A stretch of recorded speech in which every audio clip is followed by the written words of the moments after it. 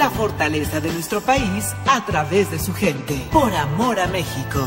Conducen Raúl Camus, padre e hijo.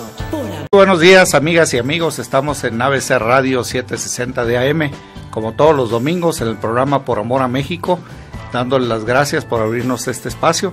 Esta mañana de domingo muy interesante, que hoy tenemos visitas extraordinarias. Nos visita nada más y nada menos que el artista, escultor Víctor Gutiérrez, de quien conoceremos un poquito de su vida, su obra, su filantropía, su responsabilidad social, porque lo conozco perfecto, hemos compartido causas en común.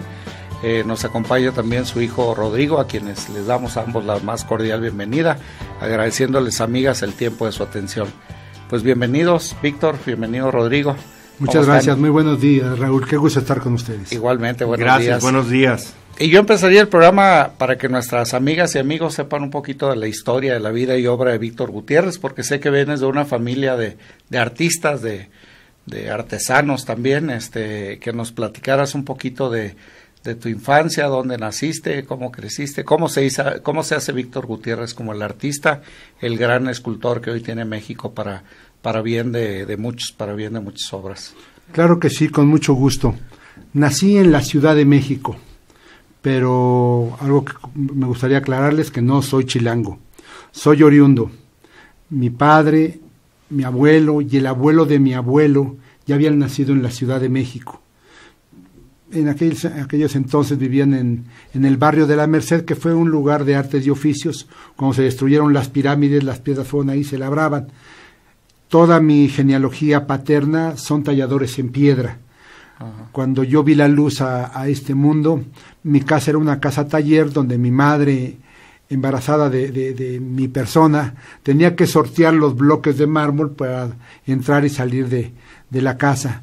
Quiere decir que yo viví entre el ambiente de la escultura de la talla en piedra, al igual que otros 20 nietos. Mi abuelo tuvo 5 hijos y cada uno tuvo 4, así que está muy fácil esa relación. Fui creciendo y como en mi casa se labraba la piedra y se hacían monumentos importantes, mi abuelo de niño estuvo en la Columna de la Independencia y en el mal logrado Palacio del Poder Legislativo, que después la estructura sirvió para el Monumento a la Revolución. Pero junto con mi padre y otro tío, mi tío David, mi papá era Joaquín Gutiérrez Becerril, construyeron varios monumentos, como por ejemplo el monumento en San Ángel de Álvaro Obregón, en lo que fue el restaurante de La Bombilla, la obra caminera que está saliendo por Insurgentes hacia Cuernavaca, o el Pípila de Guanajuato, y una serie de obras muy importantes en aquel entonces. Y yo de niño, siguiendo los pasos de mi abuelo y de mi padre, donde yo quería ser un trabajador de piedra igual que ellos. De niño me tocó que estuvieran construyendo una pieza ya desaparecida, era una escultura de 8 metros en piedra de Miguel Alemán, que estaba en Ciudad Universitaria junto a Rectoría, frente al campus principal. Y yo de niño, de la mano de mi abuelo y de mi padre, pude conocer a Siqueiros, David Alfaro Siqueiros, que estaba en Rectoría, a Diego Rivera, que estaba del otro lado de la Avenida Insurgentes, donde todavía no pasaban coches y él estaba en el estadio, o de Juan O'Gorman, que estaba enfrente a Rectoría, que es un edificio muy importante sobre la biblioteca del universitario, que está llena de murales. En fin, conocí a una serie de artistas desde mi juventud. No fueron mis compañeros ni mis amigos. Yo los veía embelesado con las grandes obras que realizaban.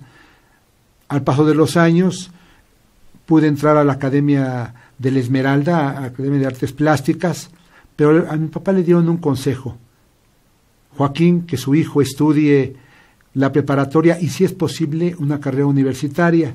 De ahí que estudié la preparatoria, entré a la universidad, estudié la carrera de arquitecto, pero siempre permanecí en la Esmeralda, permanecí 9 años, más lo que se abonaba en el taller paterno de talla en piedra, y los amigos fundidores de mi papá me permitían en mis cursos de verano ir a trabajar la cera perdida, que es el método para hacer las piezas en bronce. Entonces, sí, cuando llegué a las escuelas, tanto de arquitectura como de artes plásticas, comúnmente se dice, yo era un león rasurado. Ya sabía yo muchas cosas de la plástica, ya sabía hacer estructuras, moldes, talla en piedra. Por eso un día alguien me nombró, no sé si con buena o mala intención, que yo era un escultor de oficio. Efectivamente, yo soy un escultor de oficio, me gusta el oficio. Y el oficio de la escultura está ligado a todo un proceso interdisciplinario con arquitectos, calculistas, fundidores, talladores en piedra, y eso siento que me enriquece, estar en contacto con el hombre. Algunas técnicas artísticas generalmente son muy íntimas y de estudios muy privados. No, mi taller es un taller abierto donde a veces cuento con la ayuda de 2 o 3 ayudantes y a veces cuento con la ayuda de cientos de ellos para realizar alguna obra.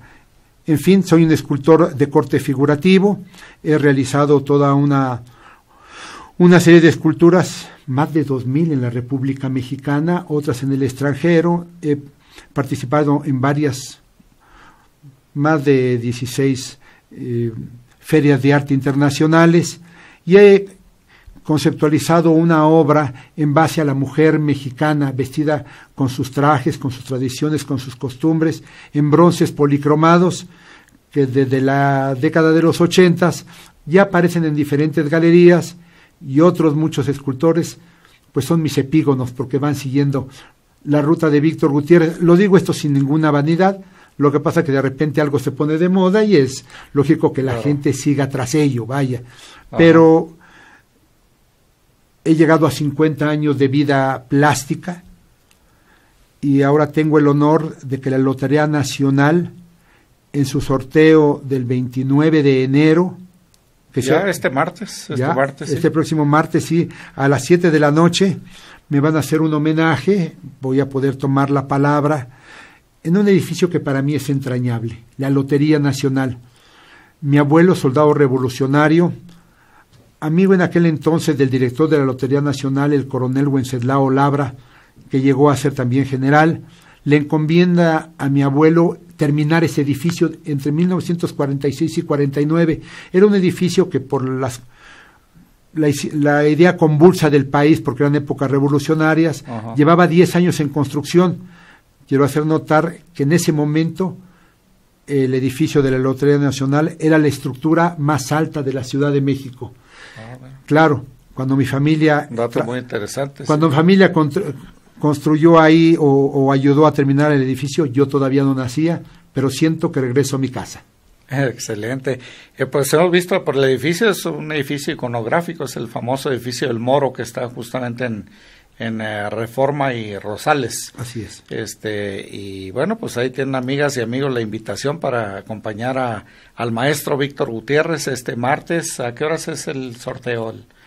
A las 7 de la noche es la presentación, mi presentación sobre el homenaje que me hace la lotería, pero según ley, el sorteo tiene que empezar a las 8 en punto y es entrada libre. Ok, perfecto, pues allá te acompañaremos y la invitación es abierta para todas las amigas y amigos que nos escuchan y que quieran acompañar a Víctor y conocer un poquito más de la obra que ha dejado lugares identificados para la historia. Ya nos platicará más adelante de todas estas obras que se han hecho, como la que me platicaba recientemente en Chalco, y que todos estamos obligados a conocer, y que es la Virgen de Guadalupe, sin duda, creo que la más grande, ¿no? En estructura, en forma. Y pues felicidades por ese trabajo que está. Ahora platícanos un poquito de la familia, de cómo se involucran, cómo participan ellos. Sé que tu esposa es, además de tu compañera, tu esposa, tu amiga, pues está también trabajando muy de cerca contigo y que ha sido la inspiración incluso a algunas de tus obras. Así es, como diría alguna canción popular, mi amiga, mi esposa y mi amante. Sí, tuve la suerte de encontrar una dama cuálida y bella que la sigo amando y que si volviera a nacer me volvería a casar exactamente con la misma dama. Tuve la suerte de conocerla en la Escuela de Artes Plásticas, La Esmeralda. Bueno, es el periodo de romance, nos casamos y tuve la fortuna de tener 2 hijos con ella, 2 hermosas esculturas vivientes. El mayor es Rodrigo, que me acompaña en este momento, mi hijo Joaquín, que uno respectivamente es administrador, el otro es economista. Y bueno, he tenido la suerte de que mis hijos compartan, si no que se vuelvan escultores, sí compartan el entusiasmo por la plástica. Pero antes de ello, y antes incluso de conocer a mi esposa, es exactamente en la época de 1968, cuando por razones de movimientos estudiantiles y la olimpiada que ya estaba en curso, se cierran las escuelas, y mi padre me dice, oye, ¿y por qué no te haces unas esculturas? Yo ya llevaba 3 años de estar en la Esmeralda, a ver si las puedo vender. Así me dijo, las hice y las vendió. Y desde entonces he vivido todos los días de mi vida de mi trabajo en la escultura. No tengo otras entradas económicas porque no hay tiempo. La escultura lo absorbe todo y es una disciplina que no puede ser un arte de fin de semana o de domingo, no. Hay que involucrar todas nuestras capacidades y nuestro tiempo a ese desarrollo. Junto con mi padre empezamos a trabajar conjuntamente, él como tallador y como la personalidad que él irradiaba. Era un señor grueso, alto, moreno y con mucho pelo, bigotón, y parecía bravo, y era bravo. Era hijo de revolucionario, pero entonces tenía mucha personalidad, y entonces por eso es que podía ubicar la venta tanto de esculturas pequeñas de galería como piezas que pudieran ser de orden público, monumentos, etcétera. Después se recibió de arquitecto un hermano mío, Agustín, y otro, Joaquín, de ingeniero, y nos unimos, y entre los 4 mi papá tenía el entusiasmo de hacer una empresa nacional, y gloriosamente nos llamamos durante un periodo de tiempo que ya eso ya pasó, Monumentos Conmemorativos y Arquitectura en Piedra. Y sí, excelente. Trabajamos muchos monumentos. Los 3 hermanos y tu padre. Claro que sí, mi hermano Agustín hacía los proyectos arquitectónicos, etcétera, porque había que hacer notar algo. Una cosa es la escultura y otra cosa es el monumento. A ver, el ejemplo es este. La Catedral Metropolitana, toda ella es un monumento, claro, y tiene una serie de esculturas. Sí. Entonces, hay veces que prácticamente la escultura es todo el monumento, pero no. El monumento necesita un acceso, una base, una planificación, un basamento y toda una contextualización del ambiente, del medio, para reflejar urbanamente lo que puede ser ya esa escultura, que es el homenaje al prócer, o aunque no sea el prócer, puede ser una pieza decorativa, sí, pero sí necesitamos el monumento, y la escultura forma parte de ese monumento. Okay. Mi hermano Agustín. En ese sentido, por ejemplo, ahorita hablábamos del edificio de la Lotería Nacional. Bueno, si quieres comentamos después del corte, tenemos que hacer una pausa, claro que sí, con mucho gusto. Pero regresamos con mucho cariño a seguir platicando del tema. Gracias. Muy amables, gracias.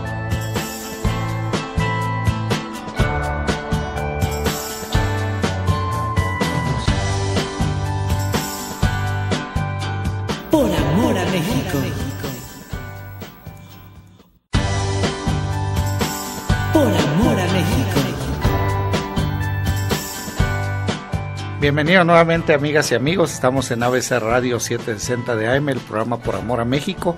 Y para quienes ya nos sintonizaban, saben que estamos platicando con el maestro Víctor Gutiérrez, su hijo Rodrigo, que también nos acompaña, y sobre el tema de la escultórica, y nos instruía de la diferencia entre un monumento y una escultura. Un monumento, y ponía de un buen ejemplo la Catedral Metropolitana como un monumento, que dentro de ella pues hay una serie de esculturas que forman parte del inmueble. Y hablamos del edificio de la Lotería Nacional, donde este próximo martes 29 será el sorteo, donde el billete conmemorativo, que ya está a la venta, amigas y amigos, para quienes gusten, porque además de, pues efectivamente es conmemorativo, pero vienen varias versiones del billete, y cada una de ellas es una de las obras de arte, una pequeña muestra de lo mucho que ha construido el maestro Víctor Gutiérrez. Y hablamos entonces del edificio de la Lotería Nacional, el Moro, que también no sé si eso sea considerado, por ejemplo, un monumento o es simplemente un edificio histórico. Yo creo que pueden ser las dos cosas. También el monumento también es el propósito de. Sí, también es una lección histórica, también es un recuerdo de tiempos pasados que nos proyecten a un porvenir vigoroso y radiante. Sí, el monumento no nada más es un acto inaugural que ya terminó y sigamos y vamos a lo siguiente, no. Forma parte de amueblar una ciudad con los principios más importantes que tenemos, que son nuestra historia, nuestra convicción de seres humanos y de llevar a nuestro país a una altura cada vez más alta y más luminosa. Por ejemplo, me entrevistaron hace poco en otra forma, donde me preguntaban que qué me parecía que habían estado robando algunas piezas del Paseo de la Reforma, cosa que se me hace muy triste. Primero, porque sí, todo el homenaje sí es costoso, sí hay que hacer un basamento, pedestales, hay que hacer una cimentación, hay que hacer una logística de un homenaje histórico, en fin, y todo eso conlleva esfuerzos, conlleva gastos importantes. De hecho, la escultura no es económica. Me gustaría decir que de los trabajadores plásticos, de los más modestos, somos los escultores, por una razón, porque la escultura es cara per se, su fundición, su labrado, sus materiales, su dificultad técnica, y generalmente hay un beneficio modesto, pero ¿qué es lo importante? Realizar la obra, siempre realizarla. Claro. Y cuando se roban una escultura y la venden por kilo, oh, qué triste es esto. Sí, porque es además pues, parte del patrimonio y la historia de las ciudades, ¿no? Que sí, es como robarse un buen libro y venderlo por el kilo de papel. Ya sí, no claro. Vale nada. Y es una lástima y es un autoatentado porque el mismo que haga ese hurto pasará y verá que su casa, que es la Ciudad de México, que es México y que es este mundo, está desamueblado. Cuando pasen sus hijos, sus hermanas, su madre, ¿saben qué? Pues, para tener un beneficio, cero.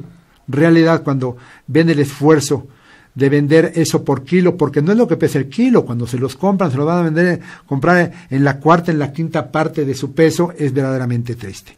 En fin, sí creo que el edificio de El Moro, perdón que me desvío un poco, sí, es un edificio histórico, muy importante, y sí es un monumento que amuebla la ciudad, muy gloriosamente, recordemos, en una época fue la estructura más alta de la ciudad. Más alta de la Ciudad de México. Y bueno, yo volviendo a... ¿Y esa arquitectura Art Deco es de origen o esa es una remodelación posterior? No es de origen. Sí, siempre hubo un proyecto rector, maestro. Claro, ha habido algunas readecuaciones a lo largo del tiempo, a lo mejor en ventanería, etcétera, porque, bueno, pasa el tiempo y también... Qué poco le importa al sol que el indio no tenga techo. Y entonces, sí, termina con las estructuras y hay que darles remodelación, mantenimiento y cuidado, como todo en esta vida, como pasaría en nuestras casas, hay que pintarlas de cuando en cuando y hay que darles una restauradita, incluso a nuestras personas, porque si ya llevo 50 años de vida plástica, también llevo otros tantos de vida y no estaría mal cuidar esta estructura antropomorfa que nos dio la naturaleza, porque es la única que tenemos. Desde luego. ¿Cuántas obras vienen reflejadas en estos billetes conmemorativos de la Lotería Nacional? Son 10 figuras diferentes, la serie es de 20 cachitos y traigo 10 imágenes que se repiten, tienen un duplicado para la serie completa. Digamos que son las más importantes de tu quehacer artístico, escultórico. No podría yo saber que sean las más importantes, pero sí, está salpicado un poquito diferentes etapas de mi vida, la talla en piedra, la fundición en bronce, el modelo de figuras, las piezas monumentales, porque la escultura hay veces que se hace en pequeñito y hay veces que se hace en formatos mayores, aunque yo diría que los formatos mayores se deben de acercar lo suficiente para no sentir que son gigantes que nos aplastan, sino que son piezas con las que podamos vivir, y las piezas pequeñitas, que no importaría su formato pequeño, siempre sean piezas monumentales. Desde luego, sí, con todo todo el talento y el cariño puesto en cada una de esas piezas. ¿Tus hermanos, tu familia sigue dedicando a esto? Hablabas de tu padre vive aún, ¿cómo? Mi padre falleció ya cosa de hace 19 años, trabajó junto con mi abuelo, fue un tío, mi tío David, y mi papá Joaquín Gutiérrez Becerril, los dos trabajaron con su padre. Bueno, nacieron en una época, mi papá es del 20, mi tío David ha de ser como del 17, del 18, no había mucha escolaridad en aquel entonces. Es hasta mi generación. Los nietos de la Revolución Mexicana son los que ya pudimos tener una escolaridad completa.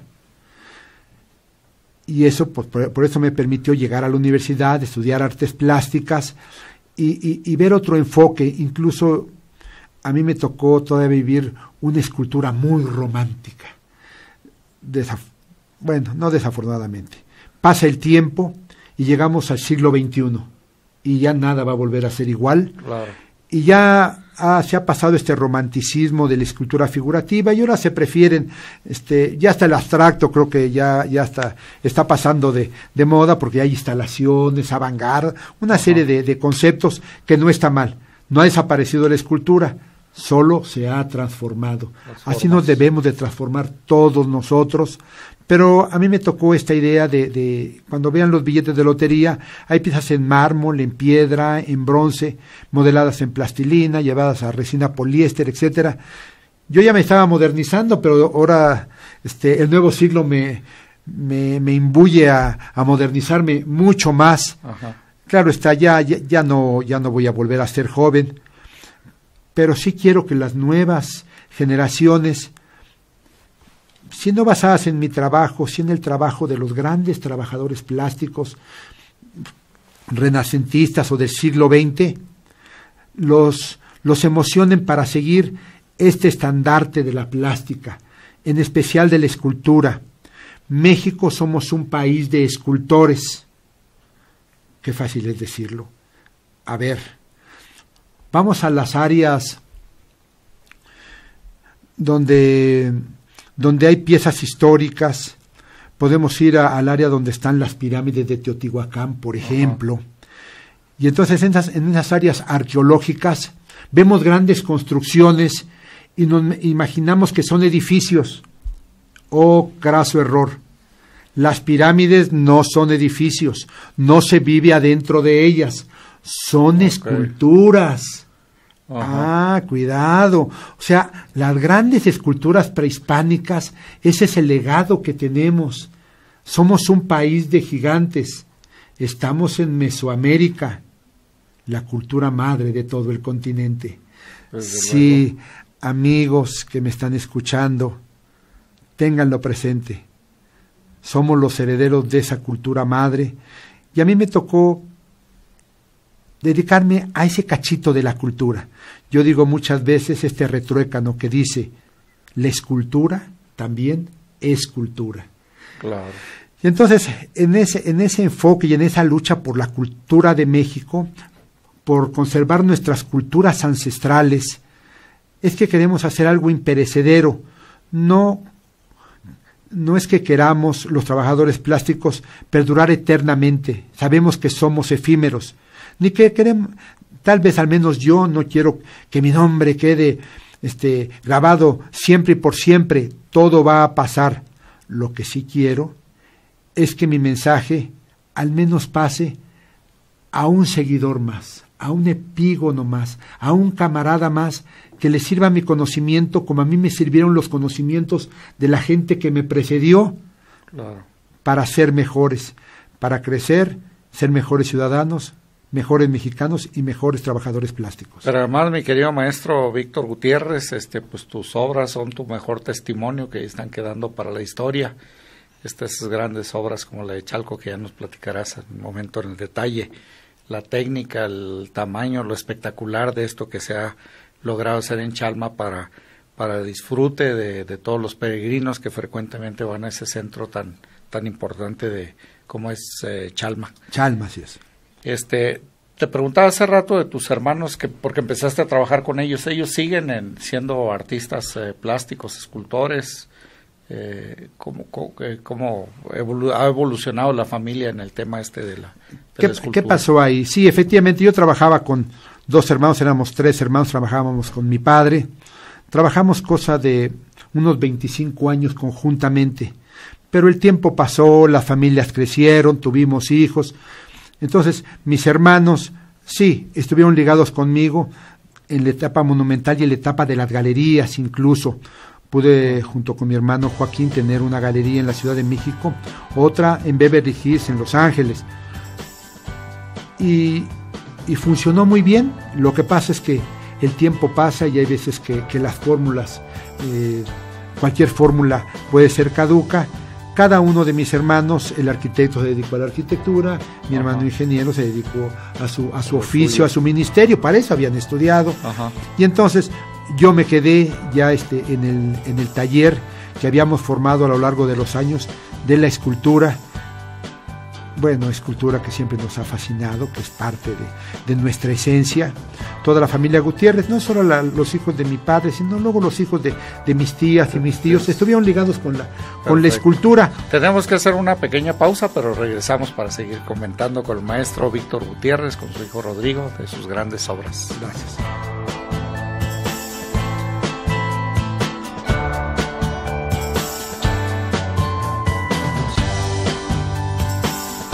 Por amor a México.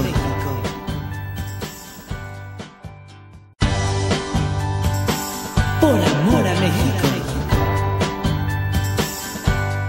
Muy buenos días nuevamente, amigas y amigos. Estamos en el programa Por Amor a México, 760 de AM, una estación de Organización Editorial Mexicana, platicando con el maestro escultor Víctor Gutiérrez, de quien decíamos próximamente, ya este martes, y están todos ustedes invitados, se hará el sorteo conmemorativo en la Lotería Nacional, donde para el efecto la lotería impreso los billetes con 10 de las obras de diferentes etapas de la vida artística del maestro Víctor.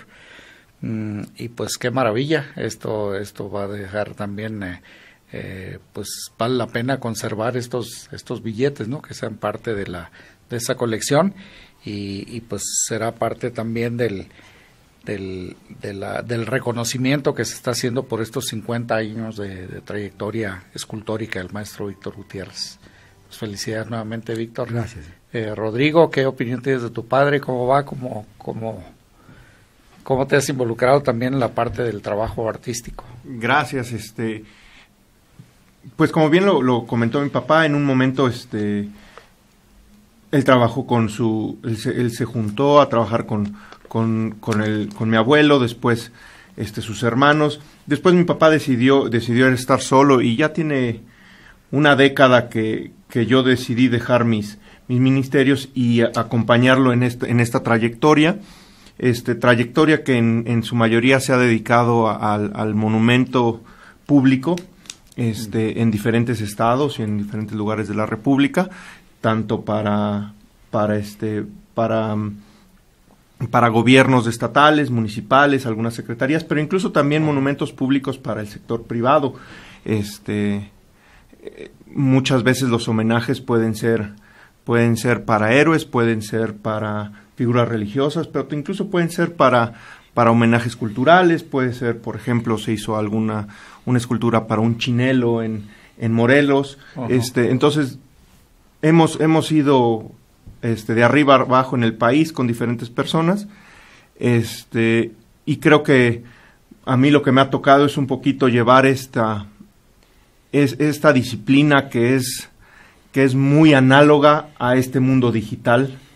Ya nos, como lo comentaba en el segmento pasado mi papá, nos está alcanzando el futuro.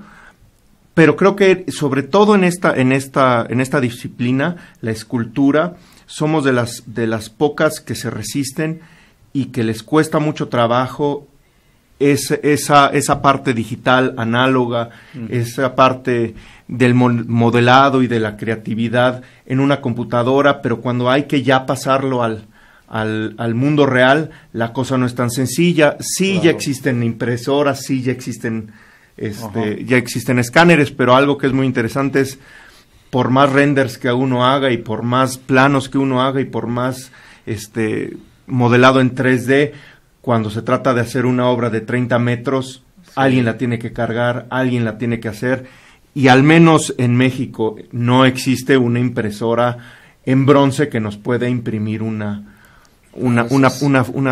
escultura de ese tamaño. Entonces creo que eso me ha tocado a mí un poquito trabajar con mi papá, de poder mezclar estos dos. Yo creo que muchos artistas plásticos se han topado incluso para hacer presupuestos o hacer propuestas. El famoso, bueno, vamos a hacer un render, palabra que ni siquiera es en español, pero que quiere decir, dame una foto de cómo se vería y quiero que sea exactamente igual. Entonces eso de repente es un poquito difícil porque o es uno artista plástico o es uno un ilustrador o un diseñador gráfico, etcétera, etcétera. Ajá. Pero creo que ha sido muy interesante, a final de cuentas, cuando un trabajo es de calidad, incluso haciendo fotomontajes más que renders y cosas así, hemos logrado llevar a cabo grandes piezas, como esta última que decíamos de Chalma, pero incluso piezas de corte, como te diga, público, retratos de personajes, uh-huh, pero no tienen que ser personajes forzosamente ilustres, familias que están buscando darle honor a sus antepasados o a sus uh-huh tradiciones, o incluso, por ejemplo, estamos a punto de inaugurar una pieza para una hacienda que se llama El Lobo, entonces hay un lobo, autoría de mi papá. Vamos, creo que esto que hablaba también acerca de ser un escultor de oficio le permite tener una diversificación en su trabajo muy interesante. Y bueno, hemos estado trabajando en eso. En efecto es un oficio pesado, cansado. Mi papá dice mucho que la escultura duele, la escultura quema, la escultura muerde. No es nada más de sentarse y tener una bata y una pequeña boinita y poner música clásica y ponerse a trabajar despacito, ¿no? Hay que tener gente, hay que tener andamios, hay que tener soldadoras, hay que tener cortadoras. O sea, podríamos decir que hay que tener inspiración, pero mucho más transpiración, hay que sudar. También. Claro que sí. El tema salga pues excelente. Me decían, por ejemplo, esta obra monumental de Chalma, imagínense, para que tengan idea, amigas y amigos, está en una montaña que me platicaban que está a 120 metros sobre el nivel de la carretera, en la montaña, pero además la escultura per se, pues es el equivalente a un edificio de 10 pisos, es decir, está estructurado como un edificio y sobre esa estructura se va dando la forma con estas chapas enormes de bronce para lograr esta imagen, una réplica preciosa de Nuestra Señora de Guadalupe ahí en Chalma. Me imagino que es uno de los grandes retos de la carrera tuya, que en conjunto lo han trabajado pues todo tu equipo, tu familia. ¿Cómo fue el reto? Primero, ¿quién contrata una obra de esta magnitud? ¿Quién se junta? La gente, la iglesia, la comunidad. ¿Cómo es que se logra hacer una obra de esta magnitud? Que no debe ser nada barato ni nada sencillo. Yo considero que qué es lo barato y qué es lo caro es muy, muy relativo. ¿Qué es lo difícil? También luego me han preguntado qué es más difícil, labrar el mármol, la piedra, o hacer una fundición a la cera perdida para que esté en bronce. No. ¿Qué es más difícil, pintar en acrílico o en óleo o hacer acuarela? El que hace una disciplina dice que la suya es la más difícil. Yo creo que lo único que cambian son los materiales, y al cambiar los materiales también cambian las herramientas y la forma con que se hace. No creo que una cosa sea más difícil que la otra. Y depende mucho, supongo, de la habilidad del artista, ¿no? La técnica que mejor domine. Sí, yo creo que sí, es la habilidad de cada quien donde se sienta más cómodo. Uh-huh. Pero en sí yo creo que cada pieza tiene la misma dificultad. Sí, una persona que hace, un arquitecto, por ejemplo, que hace una escultura, un edificio de 3 pisos, lo puede hacer de 6. Y si lo hace de 6, lo hace de 12. Y si lo hace de 12, lo puede hacer de 60. En ese orden. Cuando vamos a la escuela, estudiamos siempre cosas en pequeño, en escala. y esa escala después, llevándola a su consecución final, nos puede dar una pieza de gran formato. Tuve la suerte de que me encomendaran esta escultura de la Virgen de Guadalupe. Bueno, ¿y quién te la encargó? ¿Quién te la pagó? ¿Por qué fue hecho esto?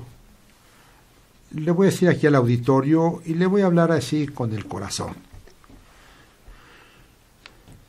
Esa escultura me la encargó hacer la Virgen de Guadalupe. Qué maravilla. Y nada más. Me llamaron para llevar un presupuesto de una escultura. Esta era la información que tenía. Es una escultura en bronce de 30 metros de altura que va a quedar arriba de una montaña. Tráigame un presupuesto para mañana. Uh-huh. Llevé mi presupuesto modesto. Siempre los trabajos de escultura son modestos, los presupuestos, porque si lo hacemos a nivel de la pintura, vamos a pensar que una pintura nada más en costo, el costo que cuesta el lienzo y los gramos de color, lo puede uno multiplicar por 10, por 20, por 60, y es el precio de la pintura. La escultura no. Es tan costosa, tan difícil su realización, sobre todo una pieza en montaña. Después me enteré que está a 120 metros sobre el nivel de carretera. No había caminos, había que subirla manualmente, a la egipcia. Pero uno se debe de plantear que si el factor de ganancia lo pone uno muy alto, no se va a hacer. Entonces, siempre hay una recuperación modesta, en verdad modesta. Es más, uno dijera, con tal de hacer esta pieza, aunque no ganara nada, el gusto de hacerla, esa es nuestra vida, el gusto de la realización. Llevé mi presupuesto, lo único que me objetaron es que yo tenía un presupuesto en tiempo de 3 años para hacerla. Uh-huh. Y me dijeron, solo hay un año, lo tomas o lo dejas. Pues los que nacimos para esto sabemos que podemos trabajar horas extras, podemos trabajar los fines de semana, dejar de dormir, los días festivos, sí, meter otro equipo de trabajo, otros equipos que se vayan intercalando. Déjeme decirle que estábamos modelando la pieza y al mismo tiempo se estaban fundiendo partes de la misma se estaban acarreando en montaña y partes de la misma se estaban colocando. Sí, fue todo un proceso y efectivamente en 12 meses tuvimos esa pieza terminada en tiempo y forma para que fuera inaugurada. No sé quién me la encomendó. Esa es la verdad. Uh-huh. Por eso digo que fue la Virgen de Guadalupe. No tuve ni una revelación, ni un milagro, ni tuve un sueño. Pero cuando uno trabaja una escultura que está a 120 metros de la carretera, de altura, tiene un pedestal de 5 metros, más 30 metros de la pieza, más otros 5 para subir un polipasto y una vigueta de 1 tonelada a mano, uno puede pasar muchas cosas. Sí, claro. En todo ese año, acarrear piezas en montaña manualmente entre 400 y 500 kilos que las iban cargando entre una docena de personas, pueden pasar cosas graves, de veras. No tuvimos un solo accidente. Bueno, no tuvimos un machucado, porque nos entendamos. Pero significa que ahí estuvo presente Nuestra Señora. En todo momento estuvo presente, y el gran premio y la gran ganancia de hacerla es que estuviera ahí de pie y que nos viera con su bondad. 700 escalones es para llegar a la cúspide y tocarla, la puede uno tocar. Hay gente que llega llorando, hay gente que llega en silla de ruedas y cargaron la silla de ruedas entre varias personas para que llegaran al pie de la Guadalupana. Me dieron recursos para hacerla, pero era un patronato y a veces me lo daban unas personas, a veces otras. Uh-huh. No, ni siquiera sé una persona que me lo dio. Sí, fue un dinero, yo digo, dado por el pueblo de México, en muchas formas. Claro que intervino el gobierno. Eminentemente un pueblo guadalupano. Claro que intervino el gobierno, pues hay que tener un permiso, hay que tener una estructura, cómo llegar ahí, hay una carretera, hay muchas cosas, vaya. Los permisos, la gente no se puede poner a construir monumentos, claro, nada más como si fuera una impronta, no. O sea, sí intervino el sector público, el sector privado, pero yo creo que intervino el entusiasmo de todos. El milagro guadalupano, después del ayate de Juan Diego, está en todas las personas que vamos. Yo soy una de ellas, todos los días 11 de diciembre a cantar en las mañanitas a la Virgen. Fervientemente. Amigas y amigos, tenemos que hacer una pausa, pero regresamos después del corte.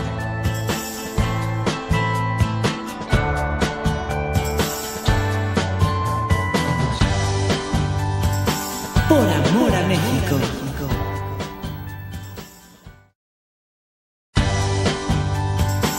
Por amor a México. Bienvenidos nuevamente, amigas y amigos, en este último bloque que estamos a punto casi ya por terminar, y quisiéramos que se alargara, pero el tiempo se agota. Entonces vamos a exprimir ahora al maestro Víctor Gutiérrez para que nos comparta sus experiencias. Hablábamos justamente de la escultura, de la enorme escultura que se ha hecho de 30 metros de altura, equivalente a un edificio de 10 pisos, con una estructura como un edificio y forrada, pero aquí estamos viendo las imágenes y es verdaderamente asombrosa la belleza de Nuestra Señora de Guadalupe plasmada en esta obra tridimensional. Por supuesto, es ella en cuerpo completo. Y además estamos viendo las obras, las fotos comparativas a nivel de piso de los rostros de Nuestra Señora y el rostro de Cristo de Corcovado en Río de Janeiro, que bueno, pues como todos sabemos es también un ícono de ciudad, y no solo de ciudad, sino de América. El tamaño de los rostros es prácticamente el mismo, son equivalentes, quiere decir que son figuras enormemente grandes, impresionantes por su tamaño, por su forma, por su belleza. Y pues aquí está el maestro compartiéndonos esa experiencia. Nos decías que fue una gran odisea subir la montaña sin escalones. Hoy tiene 700 escalones para que los peregrinos disfruten de esta obra, ¿no? Pero cuando la obra se hizo no había ni un solo escalón, había que subir a la montaña literalmente escalándola. Así es. Bueno, fue una obra muy importante para mi persona sobre todo, pero yo creo que sobre todo para la fe del mexicano. Se terminó cuando la obra... Se terminó en el mes de febrero del 2017. Duró de febrero del 16 a febrero del 17. ¿Y todavía tuvieron después que hacer las adecuaciones, las escalones? No, ya se terminó completamente. Okay. Primero se ubicó la escultura y de arriba hacia abajo se hicieron escalinatas. Por ahí no pasó la obra pasó por vereda y por brecha. Para llegar ahí usábamos incluso tractores orugas para poder subir, porque la inclinación es bastante seria, es más de 45 grados, y ya cuando nos aproximamos a donde está la imagen, tenemos una pendiente de más de 60 grados, tuvimos que usar un riel con un malacate para jalar las piezas casi en vertical. Entonces, sí fue una pieza que nos planteó varios retos. Cuando hicieron la Estatua de la Libertad tardó 4 años en hacerse. Cuando hicieron el Cristo de Río de Janeiro, que son del mismo formato, se llevaron 7 años. Esta pieza solo llevó 1 año. Cuando por fin la vieron terminada, había varios árboles que la tapaban, retiraron o los resembraron, pero unos pocos árboles, no mucho, porque son muy frondosos. Había gente que decía, pues que la subieron con un helicóptero. Así era increíble. En fin, yo nací en el ambiente de la escultura monumental. Sí. Perdón, para concluir esto, quiere decir que esta gran escultura se inaugura prácticamente con esta primer fiesta guadalupana el pasado 12 de diciembre, ¿no? Fue la gran fiesta donde la gente pudo disfrutar de esta escultura. Sí, también quiero decir que, por ejemplo, en esta pieza, sí tiene una escalinata, sí es bastante amplia, sí son 700 escalones, la abren exactamente a las 7 de la mañana. Sí, porque tiene una reja que ya después, ya en la noche, ya la gente no puede subir por seguridad. Y cuando uno llega a las 8 de la mañana, encuentra uno que la gente está bajando, porque antes de las 7 de la mañana están formados porque ya quieren entrar. Entonces es una pieza muy, muy visitada. Los fines de semana, los que han ido a Chalma, sabrán que kilómetros antes los coches están a vuelta de rueda, porque no se puede llegar al santuario tan fácilmente. La Virgen está exactamente en el municipio de Ocuilán, que es el municipio anterior a Chalma. Es un lugar que se llama el Ahuehuete. Y se llama el Ahuehuete porque es un lugar que no hay ahuehuetes, pero ahí hay un ahuehuete del tamaño del ahuehuete del árbol de la noche triste, donde surge un arroyo, un brote de agua. La gente va, se baña, hay música los fines de semana, por eso hay que irse a bailar a Chalma. Se pone una corona de flores y hay que caminar todavía unos 4 kilómetros para llegar al santuario.